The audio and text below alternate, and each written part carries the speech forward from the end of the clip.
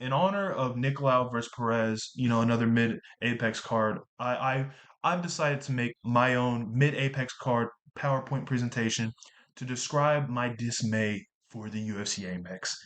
By me, like and subscribe if you're fucking with it and trying something new this time. Let's get on. The UFC Apex was necessary. At one point in time, the UFC Apex was necessary. Absolutely necessary, man. Absolutely. Um, it was during back when COVID had just hit.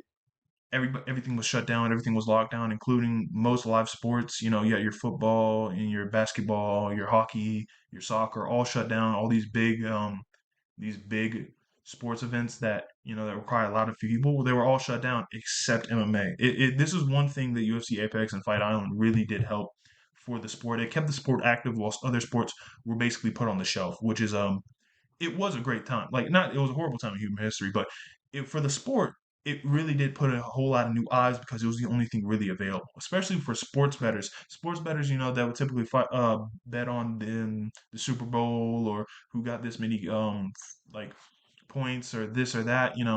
Instead of doing that, they started betting on UFC cards, and you can have. I know some people don't like sports betting influence on the sport. I don't either to a certain degree, but I do feel like it's helped the sport grow, which I do think is a positive. Here's another positive. I personally think it's a positive.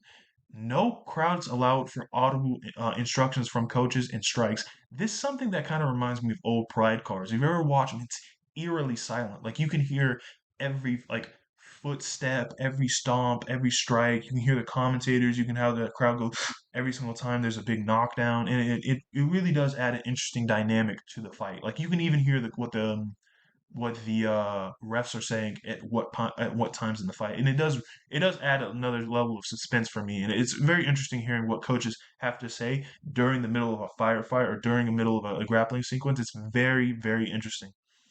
With that being said, with also another positive that I just feel like I shouldn't even have to say, UFC Apex cards were better during COVID. They 100% were compared to the UFC Apex's fight cards we're getting now. The ones just when the pandemic had started were 100 times better. 100 times better for real. You can go back and go look. Like, seriously, the Figueredo versus Moreira, co-main by Ferguson versus Oliveira, or the Lewis versus Almanic fight night at the Apex. These are very good, underrated fight nights. Like, for real, go back and watch them. They are. I would if the UFC put this on every 2 weeks, once every 2 weeks, I would tune into more Apex fights. But when they put out this fucking slop like Nicolau versus Perez or the shit they were putting out during March Madness, it's just those are the moments where it's hard to be an MMA fan. Especially, Jesus. Moving on. Here's the negatives. It's not 2019, little bro. All right, take that mask off, bro. You look goofy as fuck, bro. Take it off, dude. It's not 2019 anymore, man. I swear to God, bro. Stop listening to Ransom and Old Time Road, bro. Don't get that pandemic nostalgia some people get. That shit's weird, bro. It was a horrible time in human history. Come out of the bunker, bro. The air is clean. I swear. I promise to God to you. Come out of the bunker, bro. The lockdown's been ended. You don't got to worry about it. Thank God we stopped the curve. All because of Dr. Fauci, bro. We'll send in Dr. Fauci to negotiate your terms of surrender, bro. It's not 2019, bro. You got to get over that shit. It's not 2019 anymore. We do not need the apex for the pandemic. The pandemic been over. This shouldn't be said. The main purpose that the apex served is over. We don't fucking need it anymore. Moving on. The matchmaking. I I I have a problem with most UFC matchmaking because it seems very inconsistent. Sometimes they'll put on very good fights, and even when they do put on very good fights, they'll put them in very weird points of the card. They'll either put them like in the early prelims or sandwiched in between, um, like two grapplers who like nullify each other's grappling, so they just have to shittily strike it out on the feet, or sandwiched in between that or like just WMMA garbage, like a Lauren Murphy type fighter, just a type of fighter that's completely forgettable, outside of like two events. On an entire UFC Apex card, so there might be two or three good fighters. I mean, good fighters like they're gonna make it to the top 15 or top five, or they already are. There's almost always barely any name value. Like, they're pulling out dinosaurs like Holly Holm because she has slight amount of name value to the average casual to co-main and be on the main card of them these events. Like The pacing's terrible. Like even if there is a string of KOs or subs in the first like main card or the early prelims, normally the UFC will just stretch it out for like 30 to 40 minutes. And most of the time it's just fucking fluff. They'll run ads on repeat or they'll just go over like a certain fighter's highlights that no one gives a fuck about. Like or they'll have the commentary booth like just yap your fucking heads off, and it's like, god damn, bro, no, ain't nobody trying to hear that. Ain't nobody came for that, bro. Nobody give a fuck, bro. And I know what you're asking. Why is Aspen Lad's on the PowerPoint, bro? Well, it's a good example, man. I know what you're asking. Why are we looking at a photo of her weighing in and not her fighting, man? Hey, come on, man. Come on. You already know why. Well, did I have to do that? Super necessary, man. Super necessary. I just had to show off Aspinall while she was weighing in. Super necessary. Moving on. The crowd factor. It's my belief that crowds match the energy of the fighters and can make the fights better due to their presence. I think if you have a exciting fighter who puts on good fights and is in there every second, I think the crowd's going to get in tune to him no matter what crowd it is, no matter if he's foreign or if he's native. I don't give a fuck. They're going to get into him and they're going to root for him. And this goes for anybody from anywhere except maybe Blue Ball and Molly. But I think that certainly makes a fight better. And this is something the UFC Apex severely lacks. The crowd factor also puts on pressure of the UFC matchmakers to put on and make better cards. Because if the UFC Apex did not exist, these fights would be happening at fight nights where people had actually paid and people had actually went to reserve street seats. All right, and the UFC knows that if these fucking Apex cards were put as fight nights and had to actually sell out an arena, they wouldn't be making them. They would be making better cards. The UFC Apex is like a trash can for all the scraps you cut off of a fucking steak. All right, that's where all the meat scraps go to. The UFC Apex. The crowd will also boo boring fucking fights, and I feel like that encourages the fighters to fight better. Moving on, crowd energy. There is a severe lack of crowd energy in the UFC Apex. It is very hard to have crowd energy when there's only 500 seats available in the UFC Apex, most of which are taken up by family members of the fighters, which I have no problem with. I'm just saying most of the people in a crowd for your fight shouldn't be your direct relatives. I'm talking to you, Salim Advi.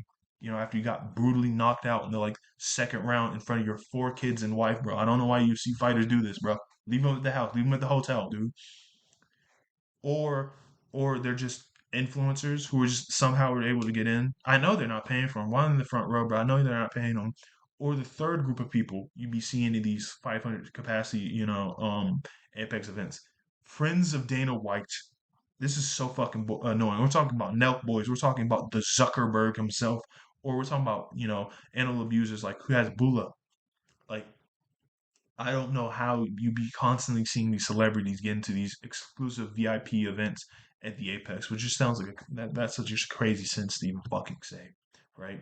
I don't understand how they can be getting here. And these people are not fans of the sport. They're looking for that quick interaction, that quick pop from the crowd cam. I just don't understand it, bro. How do you have a VIP event and for most of the most of the Apex events they're empty? I say up until like the last three fights on the card. That's when the Apex fills up, bro. There should be no reason this is happening. Staples of the UFC Apex, man. We're talking about fat heavyweights headlining, random heavyweight main event, bro. And no one emphasizes this better than Derek Lewis and our boy Rosenstruck. Those two headlines so many. I'm pretty sure Jason Rosenstruck has the most amount of headlines of the Apex. I'm positive about that. I think he does. I think it's like 5 or 6 or some shit. They be putting them in there with literally anybody, like straight taxi drivers and bummen and binmen off the streets, like for like random cops from Delaware, like Chris Dawkins, to get fed to Derek Lewis. And to be fair, these are probably the most important fights and most exciting fights on the whole damn card. Typically, they only last about only about one round. We have people like Darren Wynn. Darren Wynn didn't have a very interesting career, but I wanted to put on here for a very specific reason. He kind of symbolized to me the Apex fighter. like the fighter who got kind of signed during that time period and kind of fizzled out during that same time period. Like you come in off of Dana White Contender Series, you probably get like one early stoppage or like one impressive win, like Darren Wynn, and then you just kind of fizzle out. Where Darren Wynn separates himself from the average fighter like that, Darren Wynn came in with some like college wrestling like pedigree, and then just went on a like win some lose some like 50-50 type record, followed by like a stupid injury of like hitting your knee while going up a flight of stairs in the UFC PI and then cut. He reminds me, he's like the symbol of all UFC Apex fighters for me. Another staple is Sean Strickland. Most amount of wins at the UFC Apex. I don't have a problem with him. It's just you already know he's like when Sean Strickland steps foot in the UFC Apex, you already know he's about to like 30-28 somebody. Like you already know he's about to bring him to a grueling decision. All right. Typically the best fight on a fucking UFC Apex card is the flyweight matches. They're never gonna headline, by the way. Don't ever ask for it, bro. You're only gonna get fat heavyweights headline. Never ask for a flyweight match, bro. You're never gonna get them to headline. You'll have WMMA headline like Holly Holm, but never them, bro. Joe Rogan's never there. Another staple of the Apex. Thank God. The one less person to glaze about leg kicks. That's better. I don't want to hear this fucker go. Do they still allow steel Muay Thai cups? That's crazy. They can really assist with an armbar. You can dig in. Like I don't want to hear that, dude.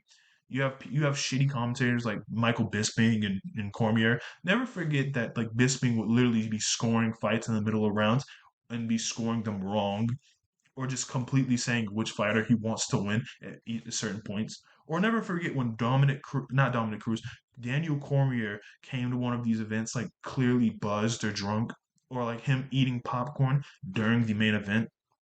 Like and our boy autistic Dominic Cruz, even said Daniel Cormier has his scripts for like fighters ghostwritten. Like, bro, this is shit like that. It's just you hear it and you gotta go, yeah, yeah. That only happens at Apex. You won't see this happening for a fucking pay per view. You never see that shit happening for a pay per view. Another staple of the Apex, Laura Sanko. I like her, but another thing that just a staple of the Apex is Laura Sanko squealing during a KO.